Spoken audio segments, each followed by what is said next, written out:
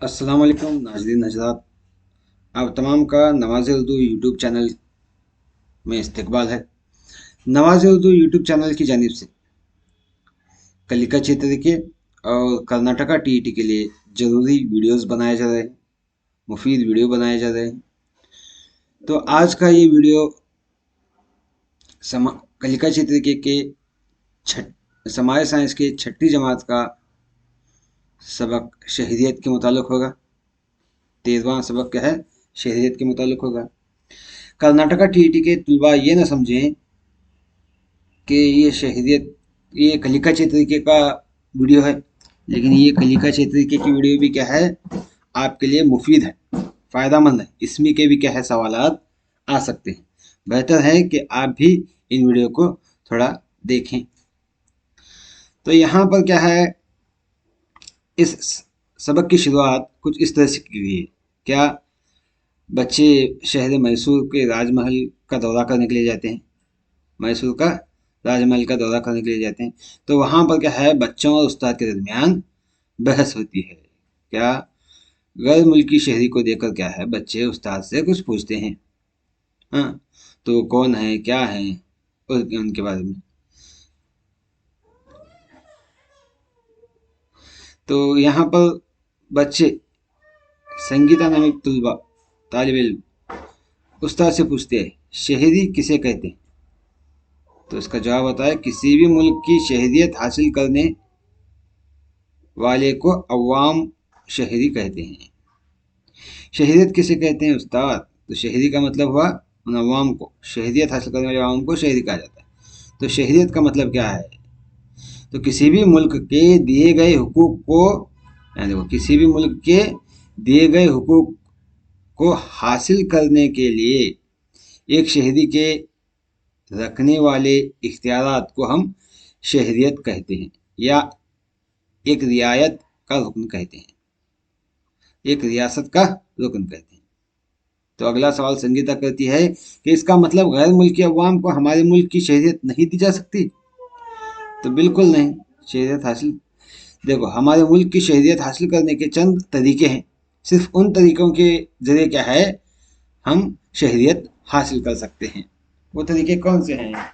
संगीता पूछती है, वो तरीके कौन से हैं?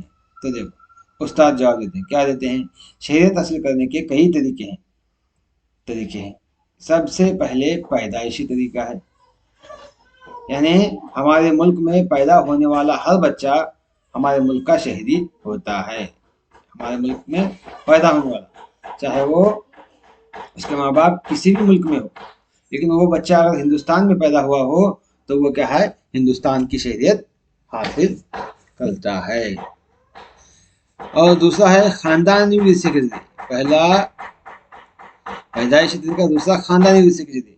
इस तरीके के जरिए एक फर्द के माँ बाप जिस मुल्क से ताल्लुक रखते हैं उसकी बुनियाद पर शहरियत हासिल की जा सकती है। अगर माँ बाप एक मुल्क में हैं, एक मुल्क की शहरियत है, मिसाल के तौर पर समझिए कि हिंदुस्तान की शहरियत है माँ बाप की, और वो माँ बाप क्या है, अमेरिका या फ्रांस को गए हैं कुछ काम से या रोजगारी के लिए। अगर उन्हें वहाँ पर औलाद पैदा होती है, उनका बच्चा उनकी माँ बाप की मुल्क की शहरियत हासिल कर सकता है। माँ बाप की मुल्क की शहरियत, इसे विरासत के जरिए कहा जाता है। उसके बाद तीसरा है इंदराज के जरिए। किसी भी मुल्क की शहरियत मुनासिब तरीके के जरिए मुताल्लिका दफ्तर में अर्जी पेश करके इंदराज के जरिए शहरियत हासिल की जाती है। इंदराज यानी अर्जी देकर, ना वो किसी मुल्क में पैदा होता है ना, जिस मुल्क की शहरियत चाहता है वो मुल्क में पैदा नहीं होता, और उसके माँ बाप भी वहाँ वाले नहीं हैं। तो तीसरा तरीका क्या है, अर्जी देकर, वहाँ के दफ्तर को जाकर अर्जी देकर मैं आपके मुल्क की शहरियत हासिल करना चाहता हूँ कह के क्या है, वो शहरियत हासिल कर सकता है। तो शहरियत हासिल करने के तीन तरीके, पैदाइशी तरीका, खानदानी विरसे के जरिए, तीसरा क्या है, इंदराज के जरिए। तो आखिर में एक मुल्क के साथ दूसरे मुल्क का जिमनी तीसरा, चौथा, देखो चौथा क्या है, एक मुल्क के साथ दूसरे मुल्क का जमीनी हिस्सा शामिल हो जाना। शामिल होने से भी क्या है, वो मुल्क अपने मुल्क में शहरियत हासिल कर सकता है। अगर एक मुल्क है तो बाद में चंद दिनों के बाद दूसरा दो ममालिक मिलकर एक ही मुल्क बनना चाहते हैं, तो उस वक्त क्या है, वो मिला हुआ मुल्क दूसरी ज़मीन वाले भी क्या है उस मुल्क की शहरियत हासिल कर सकते हैं। तो शहरियत हासिल करने के कुल 4 तरीके हैं। नंबर 1 पैदाइशी तरीका, दूसरा ख़ानदानी विरसे के ज़रिए, तीसरा इंदराज के ज़रिए, चौथा एक मुल्क के साथ दूसरे मुल्क का ज़मीनी हिस्सा शामिल होना है। ये तमाम शहरियत हासिल करने के ज़रिए हैं। तो सवाल को जो पूछते हैं सहीना नामी तालिब इल्म उस्ताद से, शहरियत क्यों जरूरी है, अगर शहरियत ना होती तो क्या होता, शहरियत की क्या जरूरत है। देखो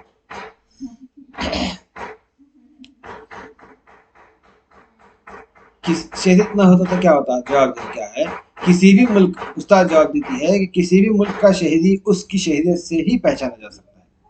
सिर्फ शहरियत हासिल करदा शख्स ही उस मुल्क के तमाम हुकूक को हासिल कर सकता है, इस मुल्क के बड़े बड़े अहदे पर फायद हो सकता है, और शहरियत हासिल करने पर ही उसे सियासी हुकूक दिए जाते हैं। हर मुल्क को सियासी हुकूक नहीं दिए जाते। अगर दूसरे मुल्क वाले हैं तो उनको इस मुल्क की सियासी हुकूक और तमाम हुकूक, बुनियादी हुकूक वगैरह नहीं दिए जाते, सियासत में हिस्सा भी नहीं ले सकते। तो अगला सवाल उस्ताद, तो शहरियत हासिल करने के तरीके तो हमने मालूम किया, तो खोने के तरीके क्या हैं, खोने के या मनसूख करने के तरीके वो भी होंगे ना।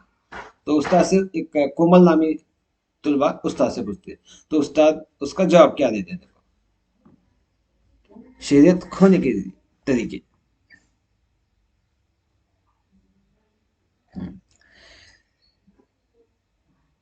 देखो कोई भी शहरी किसी दूसरे मुल्क की शहरियत हासिल करने पर से इंदराज के जरिए खुद ही से इंदराज के जरिए क्या है ऐलान करके अपनी शहरियत को तर्क कर सकता है। मैं इस मुल्क में जाकर वहां की शहरियत हासिल किया हूँ, वो क्या है दूसरे मुल्क की, जिस मुल्क में पहले था उस मुल्क की शहरियत को ऐलान करके तर्क कर सकता है। इसे दस्तबरदारी कहा जाता है। नंबर 1 क्या है, दस्तबरदारी शहरियत कहते हैं।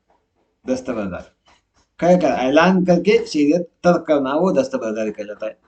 दूसरा बरतरफी यानी खत्म करना, बरतरफी यानी खत्म करना, ये एक और तरीका है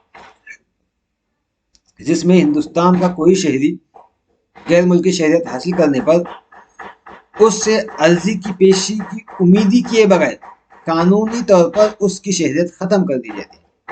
क्या अर्जी की पेशी उम्मीद नहीं करते, कहाँ, बरतरफी में उसकी क्या है शहरियत खत्म कर दी जाती है, खत्म कर दी जाती है।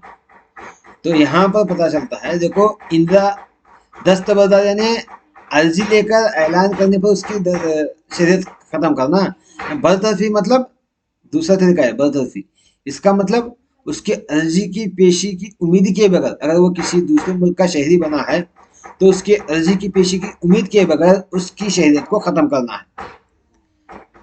तीसरा तरीका महरूमी के जरिए, महरूमी कोई फर्द धोखा या फरेब के जरिए शहरियत हासिल किया है, या अगर वो कौम के खिलाफ दीगर सरगर्मियों में मशगूल हो है, या दस्तूर के एहतराम ना करने पर उनकी शहरियत रद्द कर सकते हैं, ये जबरन महरूमी है। 3 तरीके जबरन महरूमी, शहरियत हासिल करने के 4 तरीके और खोने के 3 तरीके। 3 कौन कौन से, नंबर 1 क्या है दस्तबरदारी, नंबर 1 दस्तबरदारी, नंबर 2 बरतरफ करना, नंबर 3 महरूमी, नंबर 3 महरूमी, ये 3 खोने के तरीके।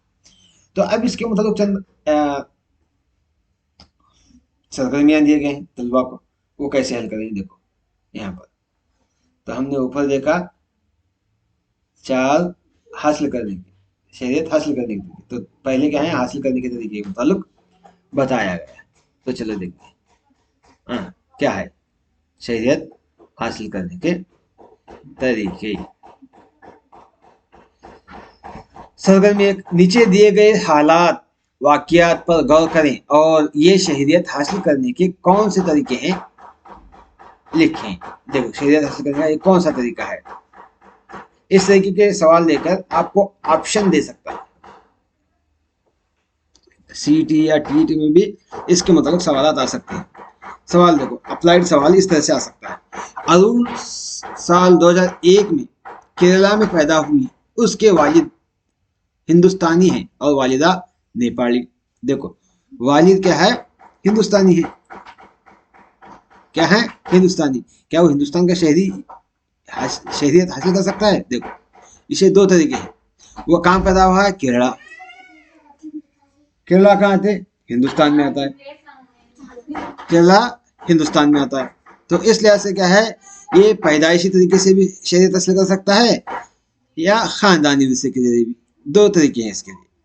कितने? दो तरीके। अगला, उमैर खान उत्तर प्रदेश में पैदा हुआ, उसके वालिदैन आंध्र प्रदेश के रहने वाले। उत्तर प्रदेश भी हिंदुस्तान में आता है और आंध्र प्रदेश भी हिंदुस्तान में आता है। तो ये क्या है? पैदाइश तो हिंदुस्तान में हुआ है, उसके वालिदैन भी हिंदुस्तानी है। तो ये क्या है? पैदाइशी तरीका है। ये भी पैदाइशी आता है, ये भी पैदाइशी आता है। अगला सवाल, हेनरी इंग्लैंड का बाशिंदा है। हेनरी क्या है? इंग्लैंड का बाशिंदा है, इंग्लैंड का रहने वाला है। काम के लिए साल 2000 में बेंगलुरु में रहने लगा और 2020 में हिंदुस्तानी शहरियत हासिल किया है। 2000 में हिंदुस्तान को आया, 2020 में क्या हिंदुस्तान की शहरियत हासिल किया। लेकिन वो रहने वाला कहाँ है? कहाँ का बाशिंदा है? इंग्लैंड का। तो उसने क्या किया? कैसे शहरियत हासिल की? तो वो क्या है? इंदराज के जरिए अर्जी देकर, मुझे हिंदुस्तान की शहरियत चाहिए, अर्जी देकर क्या है वो शहरियत हासिल करता है। ये इंदराज का तरीके के जरिए इसने शहरियत हासिल की। अगला सवाल देखो, अगला ऑप्शन क्या है? जोड़ी, विद्या और उसका खानदान जिस इलाके में रहते थे वो इलाका हिंदुस्तान में शामिल हो गया। यानी विद्या और उसके खानदान क्या है? एक इलाके में रहते थे, कुछ वाक्य की वजह से क्या है वो इलाका हिंदुस्तान के अंदर शामिल हुआ। तो इनको हिंदुस्तान की शहरियत कैसे मिली? इनको क्या है? एक मुल्क के साथ दूसरे मुल्क का जमीनी हिस्सा शामिल होने की वजह से, जमीनी हिस्सा शामिल होने की वजह से क्या इन्हें शहरियत हासिल हुई। तो अगला पॉइंट देखो, अगला नुक्ता क्या है? मैं जोसेफ अमेरिका में पैदा हुआ, मेरे वालिदैन हिंदुस्तानी हैं। जोसेफ क्या है? पैदा हुआ अमेरिका में, उसके वालिदैन कहाँ वाले हैं? हिंदुस्तान में वाले। तो वो हिंदुस्तान की शहरियत हासिल कर सकता है। किस जरिए से? खानदानी विरसे के जरिए। खानदानी विरसे के जरिए क्या है वो हिंदुस्तान की शहरियत हासिल कर सकता है। तो ये रही एक सरगर्मी। तो इस तरीके के सवालात टीटी में या सीईटी में पूछकर इनकी शहरियत हासिल करने का कौन से तरीके से इन्होंने शहरियत हासिल की वो पूछ सकता है। तो बेहतर है कि इसको जान लें। तो अगला तरीका है जोड़ियां लगाना है, वही उसी की। यहाँ पर हमने इसमें शहरियत हासिल करने के तरीके देखे। अब शहरियत खोने के तरीकों के मुताबिक, दस्तबरदारी मनसूखी के तरीकों के मुताबिक जोड़ियां लगाना है। तो देखो, जॉन हिंदुस्तानी शहरियत को कानून के खिलाफ जाकर हासिल की है। जॉन नामी शख्स क्या है? हिंदुस्तान की शहरियत को कानून के खिलाफ जाकर हासिल की है। तो उसकी शहरियत कैसी, वो अपनी शहरियत कैसे खो सकता है? वो अपनी शहरियत क्या है? महरूमी के जरिए खो सकता है, महरूमी के जरिए। ऐसा जोड़ियां लगाना है इसको। अगला सवाल, अगला नुक्ता देखो क्या है। अगला नुक्ता क्या है? हर्ष नामी शख्स, हर्ष कर्नाटक के रहने वाले हैं, अपनी तालीम की खातिर अमेरिका गए हैं, वहीं पर रोजगार अपनाया और शहरियत हासिल की। ये बात हिंदुस्तानी हुकूमत को बतलाई। क्या किया उन्होंने? बतलाया। ये बात ज़हन में रखना है। कहाँ गए? तालीम हासिल करने के लिए अमेरिका गए, वहां से अपना रोजगार शुरू करे और वहीं की शहरियत हासिल की। और हासिल करने के बाद हिंदुस्तानियों को क्या किया उन्होंने? बतलाया। तो बतलाना मतलब बतला कर कहा कि मैंने अमेरिका की शहरियत हासिल की है, आप क्या है मुझे हिंदुस्तान की शहरियत से निकाल दीजिए। तो वो क्या है? बतलाया, अर्जी दिया, अर्जी देकर बतलाया। तो वो क्या है? दस्तबरदारी के जरिए क्या उसकी शहरियत को हम खत्म कर सकते हैं, दस्तबरदारी के जरिए। तो अगला नुक्ता देखिए, अगला नुक्ता, विजय केरला रियासत के हैं, अपने रोजगार के लिए जर्मनी गए और वहीं पर शादी कर लिया और वहां की शहरियत को हासिल कर लिया। लेकिन हिंदुस्तानी हुकूमत को, देखो, लेकिन हिंदुस्तानी हुकूमत को कोई मालूमात नहीं दी, लेकिन हिंदुस्तानी हुकूमत को पता चला कि वो दूसरे जरिए से पता चला, तो उस वजह से क्या है, उसकी शरीयत खो दी। वो क्या है, बरतरफी या ख़त्म करने का तरीका। ये रहे 3 शहरियत बरतरफ करने का है, ख़त्म करने का, मनसूख करने के तरीके। ये 3 तरीके, इन बुनियादों पर क्या है, ये अपनी शहरियत खो सकते हैं। इसके मुताबिक भी सवाल पूछे जा सकते हैं। अगला सवाल, सरगर्मी 3, दर्ज झील बयानात सही हैं या गलत हैं? निशान लगाना है, कहाँ है यहाँ पर। हिंदुस्तानी और गैर मुल्कियों को हिंदुस्तान में वोट डालने का हक है। हिंदुस्तानी को तो है ही, गैर मुल्कियों को हिंदुस्तान में वोट डालने का हक नहीं है। ये जुमला आधा गलत आधा सही है, लेकिन जुमला गलत है। अगला पॉइंट, गैर मुल्की हिंदुस्तान के सारे हुकूक हासिल कर सकता है? नहीं, गैर मुल्की हिंदुस्तान के हुकूक नहीं हासिल कर सकता, एक जुमला भी गलत है।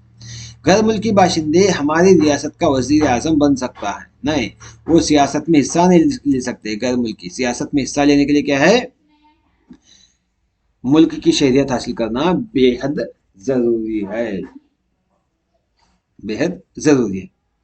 अगला नुकता, हिंदुस्तान के सारे हुकूक हासिल कर सकता है? ये तो सही है, हिंदुस्तानी ही क्या है, हिंदुस्तान के सारे हुकूक हासिल कर सकता है। अगला नुकता, गैर मुल्की अवाम कानून के जरिए हमारे मुल्क की शहरियत हासिल कर सकते हैं? कानून के जरिए हासिल कर सकते हैं, ये भी जुमला सही है। तो अगली सरगर्मी देखो, सवाल, इन सवालों के जवाब इतना है। शहरियत हासिल करने के तरीकों की फहरिस्त बनाना। शहरियत हासिल करने के 3 तरीके हैं, पैदाइश के जरिए, खानदानी विरसे के जरिए, इंदराज के जरिए, और एक मुल्क के साथ दूसरे मुल्क का जमीनी हिस्सा शामिल होना। इन चारों तरीके, ये 4 तरीके हैं शहरियत हासिल करने के, 4 तरीके। अगला सवाल देखो, किसी भी मुल्क की शहरियत हासिल किए हुए शहरी को हासिल हुकूक की फहरिस्त बनाना है। कौन से हुकूक मिल सकते हैं? कम अज कम, वहां पर क्या है, कम अज कम तर्ज जिंदगी, तालीम, सेहत, समाजी तहफ़्फ़ुज़ और दीगर हुकूक उसे हासिल हो सकते हैं उस मुल्क के, जो इस मुल्क की वो शहरियत हासिल किया है। तो अगला नुकता देखो, शहरियत की मनसूखी रद्द होने के तरीकों की फहरिस्त बनाना। 3 तरीके हैं रद्द होने के, मनसूख करने के, दस्तबरदारी, बरतरफी या खत्म करना। तीसरा क्या है, महरूमी के तरीके, इसके बारे में ऊपर बहस कर चुके हैं। अगला सरगर्मी इक्तिसाबी सफ़ा 38, सरगर्मी 1, हमारे कौमी अलामात की फहरिस्त बनाना है। कौमी अलामात, हमारा कौमी जानवर शेर, कौमी परिंदा मोर, और कौमी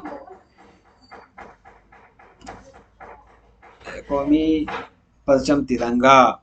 इस तरह के जितने भी कौमी अलामात हैं उन तमाम की फहरिस्त बनाकर यहाँ पर लिखना है।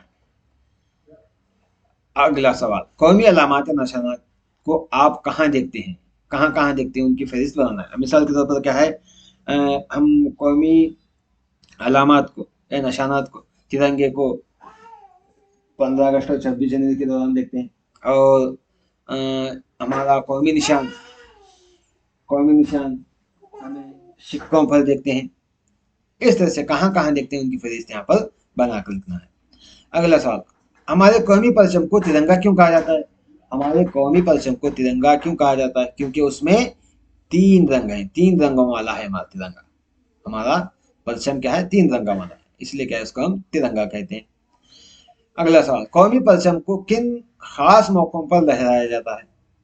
कौमी परचम को 15 अगस्त और 26 जनवरी को, और उसके अलावा क्या है, शोक मनाने की ओर, कि मुल्क का अगर अहम शख्स गुजर गया तो उस वक्त शोक मनाने के दौरान भी कौमी परचम लहराया जाता है, इन 3 मौकों पर। अब यहाँ पर देखो, हमारे कौमी परचम की तस्वीर उतारकर रंग भलें और कौमी झंडे में मौजूदा रंग किस बात की निशानदेही करते हैं, उसको बयान करना है। तो यहाँ पर मैंने शॉर्टली इसको लिखा है। देखो, हमारे ये कौमी परचम है, इसके 3 रंग हैं, इसके 3 रंग हैं। तो देखो कौमी परचम, यहाँ पर रंगों के नाम लिखे हैं और एक इनकी ये रंग किस तरफ इशारा करते हैं उसके मुताबिक देखो। जाफरानी रंग, ये रंग क्या है? जाफरानी। जाफरानी रंग क्या है, किस तरफ इशारा करता है? जाफरानी रंग, जाफरानी रंग, ये जाफरानी है। जाफरानी रंग क्या है? ईसा और कुर्बानी की तरफ इशारा करता है। सफेद रंग सच्चाई, अमन और पाकीज़गी की तरफ। और सब्ज रंग क्या है? हरी भरी जमीन, जिरात, सनती तरक्की की तरफ इशारा करता है। और अशोक चक्र किसकी तरफ इशारा करता है? ये अशोक चक्र है ना, ये अशोक चक्र क्या है, किसकी तरफ इशारा करता है? ये मुसलसल चलते रहने और तरक्की की तरफ इशारा करता है। ये शहरियत के मुतालिक हुआ।